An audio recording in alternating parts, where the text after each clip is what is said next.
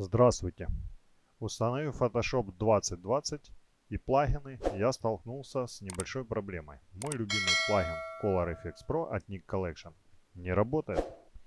Переустановка плагина не помогла. Я открывал плагин, делал манипуляции с фото, кликал ОК и ничего не происходило. Но благодаря нашему англоязычному коллеге я нашел другой способ. Переводим слой Smart Object и запускаем плагин. Мы не обращаем внимания на предупреждения. Делаем необходимые манипуляции и кликаем ОК. Как видите, все готово, эффект применен. Далее вы можете растрировать этот слой и делать с ним дальнейшие манипуляции. Если это видео было для вас полезным, не поленитесь поставить лайк.